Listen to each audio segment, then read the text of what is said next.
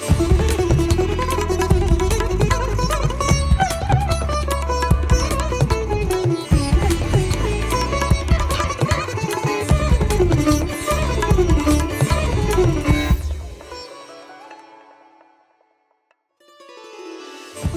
श्री साई राम। साई प्रेम वाणी के हमारे आज के प्रसारण में आप सबका हार्दिक स्वागत है। आज हम आप सबके लिए लेकर आए हैं सुमधुर कार्यक्रमों की मनमोहक कड़ी। आज के प्रसारण में आप अवतार वाणी के अंतर्गत श्री भगवान द्वारा दिए गए एक दिव्य संदेश का एक भाग सुनेंगे। तो चलिए कार्यक्रम का शुभारंभ करते हैं।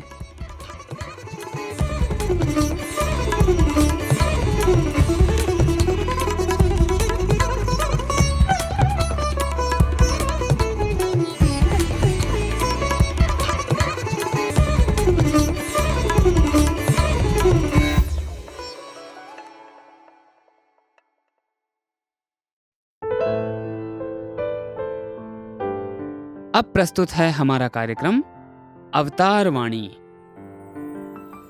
भगवान बाबा द्वारा सन 1984 को श्रीमद् भगवद गीता पर दिए गए दिव्य संभाषण का एक भाग आज हम प्रस्तुत करने जा रहे हैं।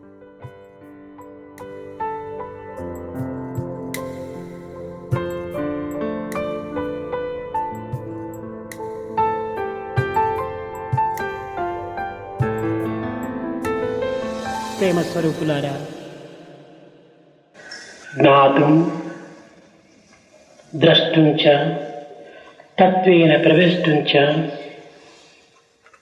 పరంతప. ఈ వాక్యము సాధకుని పారమార్థిక క్రమ వికాసమును చక్కగా చిత్రించుతూ వచ్చింది. భక్తి యోగములో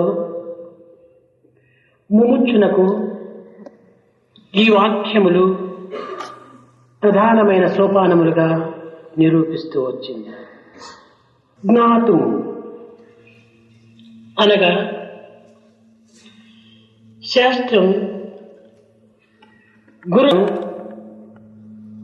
లేక ఏ మహనీయుల యొక్క వాక్యము చేతను, ఏ గ్రంథ పఠనము చేతను భగవంతుడు ఉన్నాడు అనేటువంటి యొక్క విషయాన్ని విశ్వసింపచేస్తుంది. ఇట్టి శ్రవణము చేతను, పఠనము చేతను భగవంతుడు ఉన్నాడు అనేటువంటి విషయాన్ని మాత్రమే విశ్వసిస్తాడు సాధకుడు. ज्ञातुं द्रष्टुं च तत्त्वेन प्रवेष्टुं च परंतप. यह वाक्य साधक के परमार्थिक क्रमिक विकास का अच्छी तरह से चित्रण करता आया है. भक्ति योग में इन वाक्यों को मुमुक्षु के लिए सोपान के रूप में निरूपित किया गया है. ज्ञातुम का अर्थ शास्त्र, गुरु अथवा महात्माओं के उपदेशों या सद्ग्रंथ पठन के द्वारा इस तथ्य पर आस्था उत्पन्न करना है कि ईश्वर विद्यमान है. ऐसे श्रवण और पठन के द्वारा ही साधक विश्वास करता है कि ईश्वर विद्यमान है. ఉన్నాడు భగవంతుడు అనేటువంటి విషయాన్ని తెలుసుకుంటున్నంత మాత్రమున వీనికి తృప్తి చేకూరదు. ఇది కేవలము ప్రాథమిక స్థానం. ఇది ద్వైత తత్వం. దీనికి ఏమాత్రం కూడాను సాధకుడు తృప్తి ఉండడు. ఈ ఉన్నటువంటి దేవుణ్ణి చూడాలి, దర్శించాలి అనేటువంటి యొక్క తాపము క్రమక్రమేణా సాధకుల్లో అభివృద్ధి చెందుతుంది. ఇది కేవలము తాపము చెందినంత మాత్రమున కాదు, నిరంతరము అతను చూచేటువంటి యొక్క అపేక్షను తన మనసు లోపల కదులుతూనే ఉండాలి. భగవంతుని విషయమై ఏ విధంగా తాను శ్రవణము చేసెనో, పఠనము చేసెనో దానికి తగినటువంటి స్వరూపాన్ని తాను పొందాలి అనేటువంటి అభిలాషను అభివృద్ధి పరచుకోవాలి.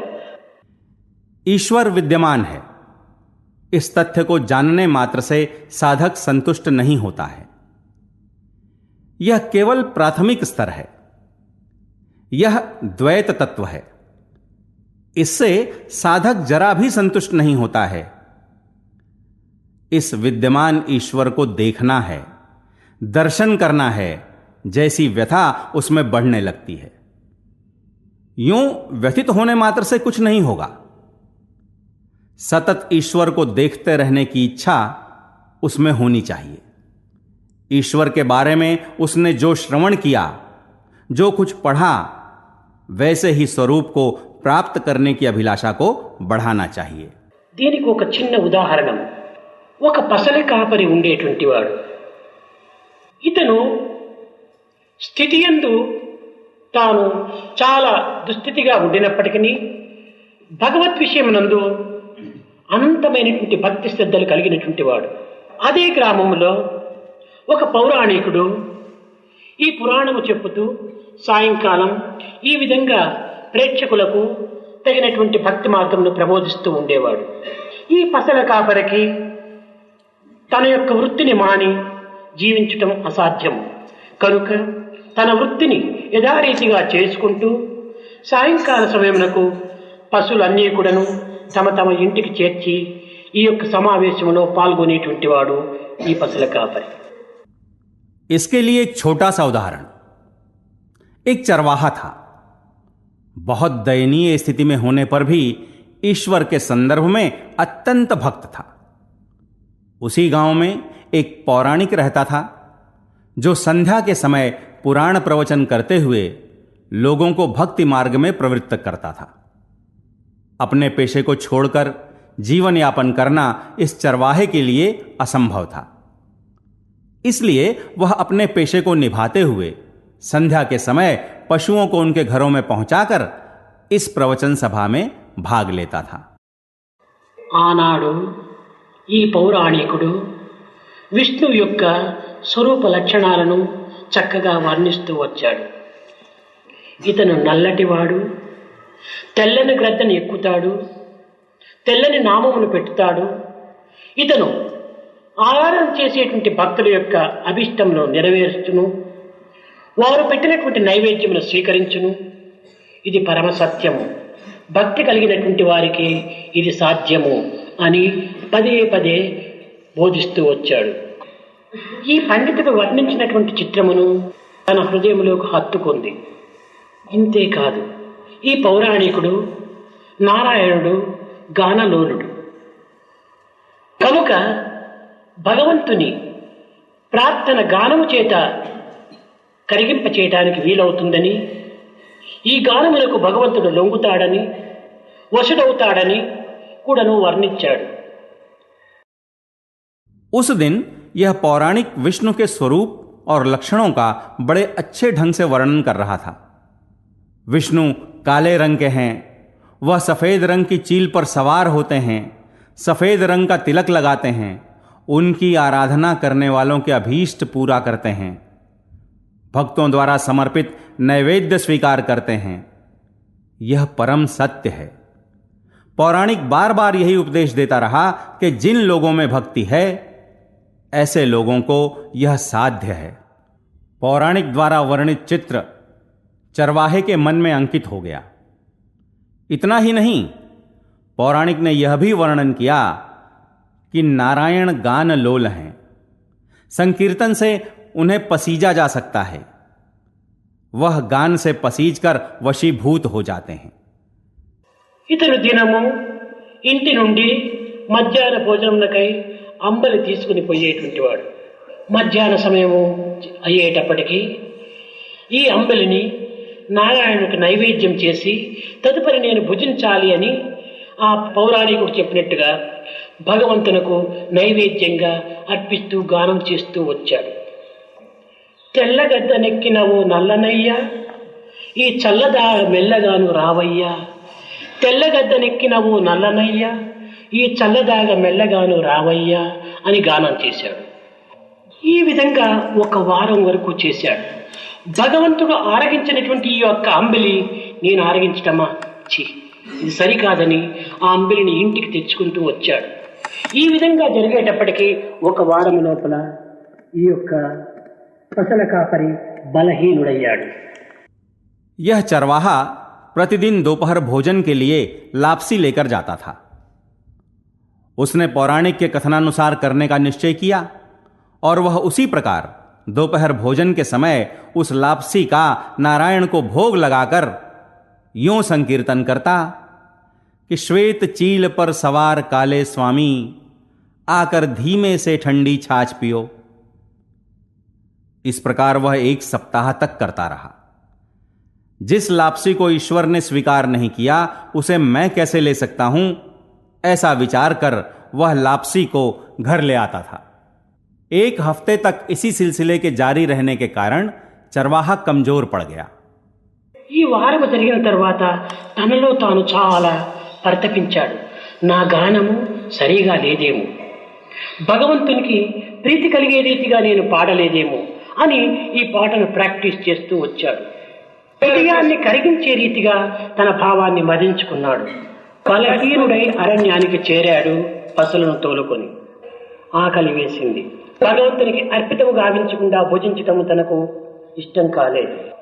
తాను ప్రాక్టీస్ చేసుకున్నటువంటి యొక్క రాగములో తెల్లగద్దెనెక్కినవో నల్లనయ్యా, నీవు చల్లగాను మెల్లగాను రావయ్యా అని గానం చేశాడు. ఈ రాగము, తాళము, భావము, శృతి 4 ఏకమైపోతానే నారాయణ దిగి వచ్చాడు. అయితే ఏ విధంగా ప్రత్యక్షమయ్యాడు? తాను ఒక బ్రాహ్మణ రూపంతో ప్రత్యక్షమయ్యాడు.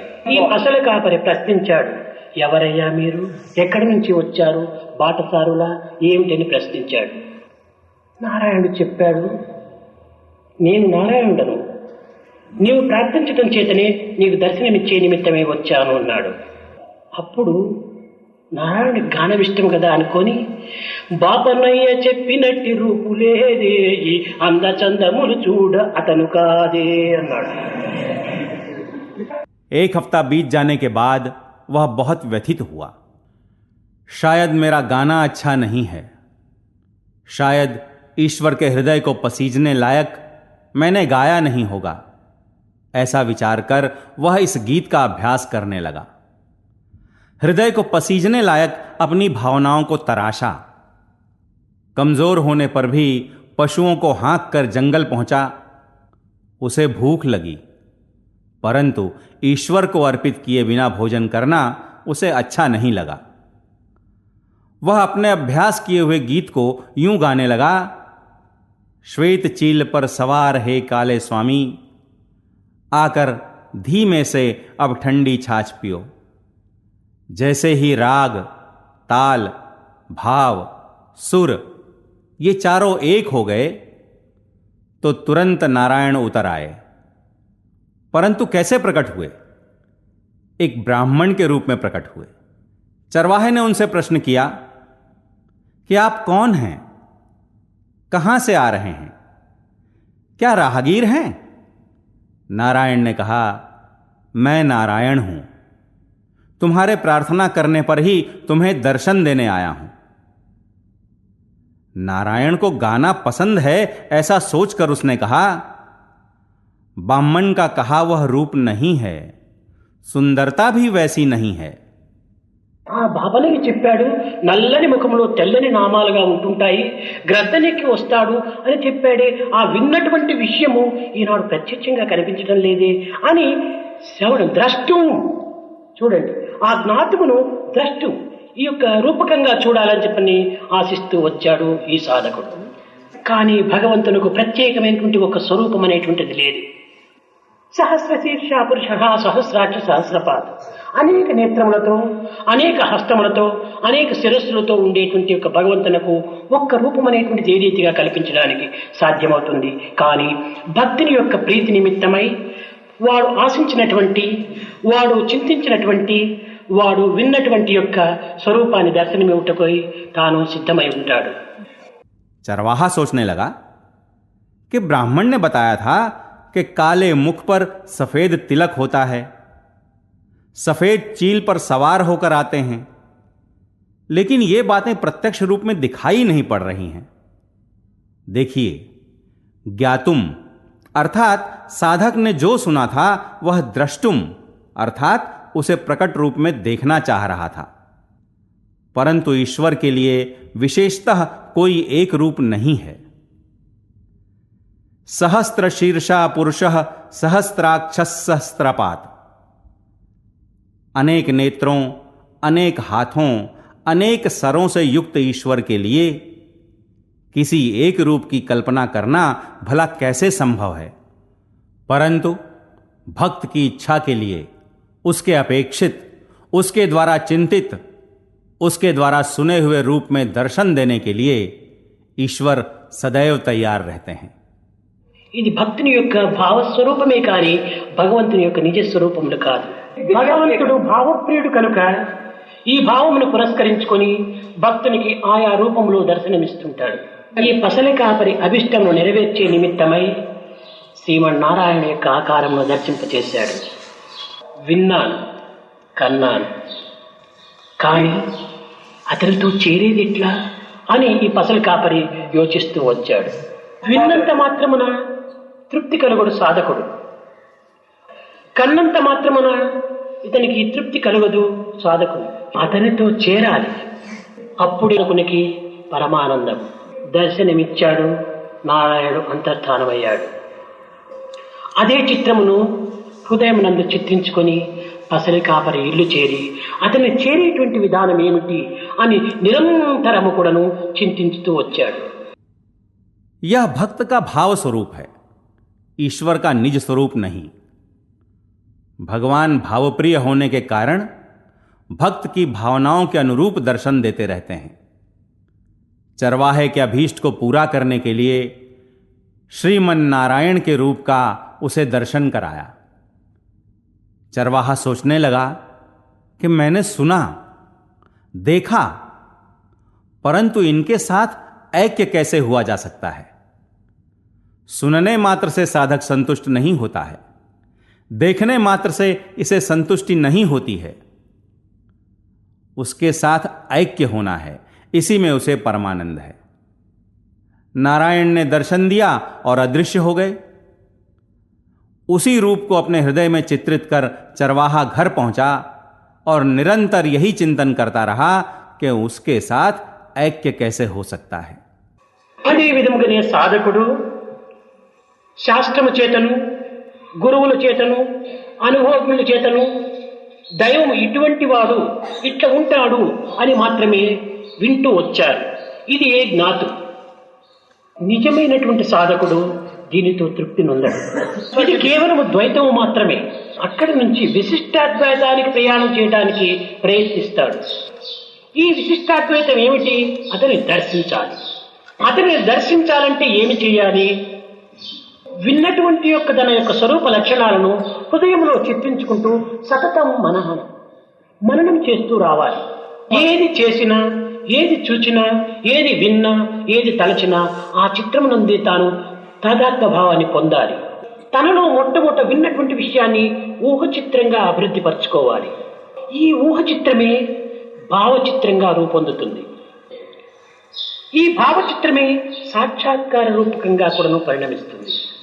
క్రమంగా అది అభివృద్ధిగాంచి ఒకానొక దినములకు ప్రత్యక్షంగా దైవాన్ని దర్శింపగలుగుతాడు. కేవలం దర్శించడం మాత్రమే కాదు, ముఖాముఖిగా కూడాను అతనితో మాట్లాడటానికి కూడాను అవకాశం ఏర్పరచాడు. ఈ విధంగా దైవముతో యథారీతిగా ప్రత్యక్షంగా మాటతో మాట ఈ విధంగా జరపటం చేత తాను కొంతవరకు తృప్తి పడతాడు. అయితే నిజమైనటువంటి సాధకునకు ఇది కూడాను అంత సంతృప్తి చేకూర్చదు. इसी प्रकार साधक भी शास्त्र, गुरु और अनुभवी लोगों द्वारा सुनता आया कि ईश्वर ऐसा होता है। यही ज्ञातुम है। सच्चा साधक इससे संतुष्ट नहीं होता है। यह मात्र द्वैत है। यहां से विशिष्टाद्वैत में पहुंचने का प्रयत्न करता है। अब यह विशिष्टाद्वैत क्या है? उसका दर्शन करना है। उसका दर्शन करने के लिए क्या करना चाहिए? सुने हुए उसके स्वरूप और लक्षणों को हृदय में अंकित कर सतत मनन करना चाहिए। मनन करते ही रहना चाहिए। चाहे जो कुछ भी करें, जो कुछ देखें, जो कुछ सुने, जो कुछ विचारें, परंतु उसी चित्र में तादात्म्य भाव से रहना चाहिए। सुने हुए रूप चित्र को अपने मानस में कल्पना चित्र के रूप में चित्रित करना चाहिए। यही कल्पना चित्र आगे भाव चित्र में रूपायित होगा। यही भाव चित्र साक्षात्कार में परिवर्तित होगा। धीरे धीरे बढ़ते हुए एक न एक दिन ईश्वर का प्रकट रूप में दर्शन पा सकता है। मात्र दर्शन पाना ही नहीं, बल्कि उससे बातें करने का अवसर भी मिल सकता है। इस प्रकार यथावत प्रत्यक्ष रूप में बात का जवाब बात से, गीत का जवाब गीत से पाकर वह कुछ हद तक संतुष्ट होता है। परंतु एक सच्चे साधक को इससे भी संतुष्टि नहीं मिलती है। అతన్ని చేరాలి, విన్నాను, చూచినాను, కానీ అతన్ని పొందాలి. ఈ చూడటం మాత్రమే ద్రష్టం, ఇంకా ప్రవేశం కావాలి. అతన్ని ఏ రీతిగా చేరడం, ఇది నేను వేరు అతని వేరు అనేటువంటి యొక్క అతని అంశమే అనేటువంటి ఒక భావము ద్రష్టంతో ఏర్పడిపోయింది. పూర్వ జ్ఞాతంలో దైవం వేరు నేను వేరు అనేటువంటి యొక్క భేదం ఏర్పడింది. ద్రష్టం అనేటువంటి యొక్క భావం చేత నేను అతని అంశము అనేటువంటి విశిష్ట అద్వైతంగా రూపొందింది. తను నేను ఒక్కటే అనేటువంటి అద్వైతం చేరడానికి మార్గం ఏమిటి? దీనికి సాధకుడు యోచిస్తాడు. నేను అతనిలోనైనా ఐక్యమైపోవాలి, లేక అతనైనా నాలో లీనమైపోవాలి, లేదా అప్పుడే ఏకమైపోతుంది అని విచారిస్తాడు. उस तक पहुंचना है, उसके बारे में सुना है, देखा है, परंतु उसे प्राप्त करना है। यह देखना द्रष्टुम है, परंतु प्रवेष्टुम होना चाहिए। परंतु उस तक कैसे पहुंचा जाए? द्रष्टुम के कारण वह अलग है, मैं अलग हूं, मैं उसका अंश हूं कि भावना बन पड़ी है। ज्ञातुम में ईश्वर अलग है और मैं अलग हूं की जो भावना बनी थी, वह द्रष्टुम में मैं उसका ही अंश हूं कि विशिष्टाद्वैत भावना बन जाती है। वह और मैं दोनों एक ही हैं कि अद्वैत स्थिति को पाने का मार्ग क्या है, इसके बारे में साधक विचारता है। साधक विचारता है कि या तो मुझे उसमें विलीन होना चाहिए या उसे मुझ में विलीन हो जाना चाहिए, तभी एकता होगी। నదీ ప్రవాహంగా ఉండినంత వరకు దాని రూప నామ రుచులు వేరుగా ఉంటాయి. సముద్రంలో ఐక్యమైన తర్వాత ఈ నది యొక్క రూపనామ రుచులంతా కోల్పోయి కేవలము సముద్రం యొక్క రూపమే, సముద్రం యొక్క నామమే, సముద్రం యొక్క రుచిని పొందుతుంది. కనుకనే భగవంతునిలో నేను లీనం కావాలంటే భగవంతుని భావమే నాలో ఉండాలి, భగవంతుని చర్యలే నాలో ఉంటుండాలి, భగవంతుని యొక్క భావములే నాలో ఉంటుండాలి, సర్వము భగవత్మయం కావాలి అని తాదాత్మ భావన పొందుతాడు. అతని గుణగణములే నాలో అభివృద్ధి కావాలి, అతని విశాల హృదయమే నాలో ఉండాలి, అతని యందు ఉన్నటువంటి స్వార్థరహితమైనటువంటి భావం నాలో ఉండాలి. I and you are one అనుకున్నప్పుడు ఇద్దరి యొక్క తత్వములు ఏకమైపోవాలి. కనుకనే ఈ యొక్క భావముల నిమిత్తమై తాను అనేక విధములుగా కూడాను పోరాటం జరుపుతాడు. ఈ పోరాటంతో ఏనాటికైనా ఒకనాటికి ఇతను అభిష్టాన్ని నెరవేర్చుకుంటాడు. అదే జీవితం యొక్క పరమ లక్ష్యం.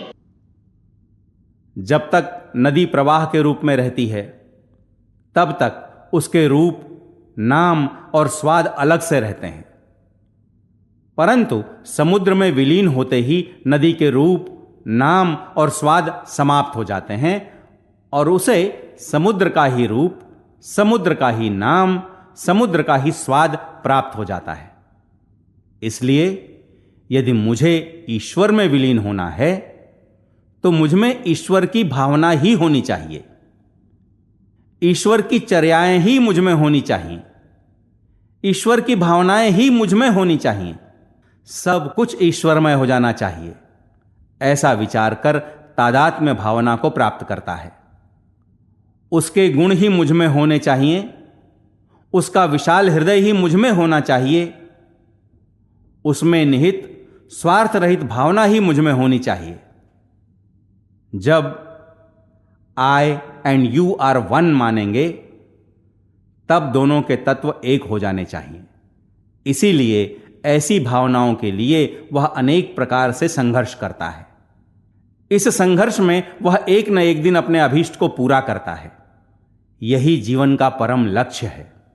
मधुवन संचारी श्याम मुरारी, मधुवन संचारी श्याम मुरारी, मधुवन संचारी श्याम मुरारी, मधुवन संचारी श्याम मुरारी, हे मधुसूदन मुरलीधारी, हे मधुसूदन मुरलीधारी, मधुवन संचारी श्याम मुरारी, मधुवन संचारी श्याम मुरारी, माधव मोहन मयूर मुकुटधर, माधव मोहन मयूर मुकुटधर, मथुरानाथ प्रभु गिरिधारी, मथुरानाथ प्रभु गिरधारी, मथुरानाथ प्रभु गिरिधारी,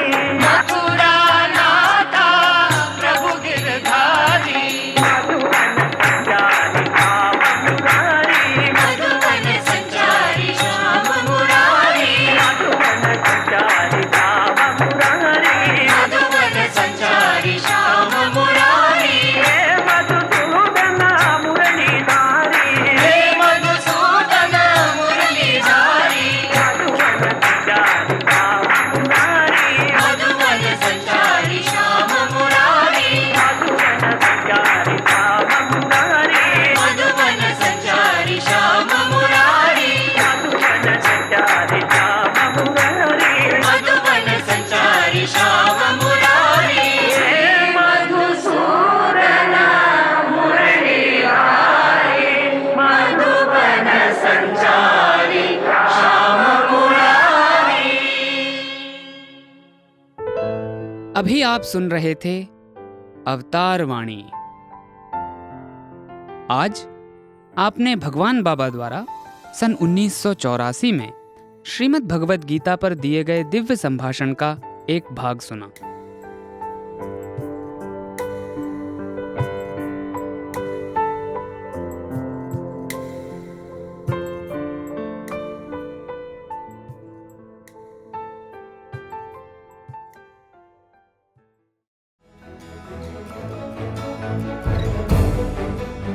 इसी के साथ हमारे साईं प्रेमवाणी कार्यक्रम के इस प्रसारण को हम यहीं विराम देते हैं। आशा है हमारा आज का कार्यक्रम आपको पसंद आया होगा। अपने सुझावों को हम तक जरूर भेजें।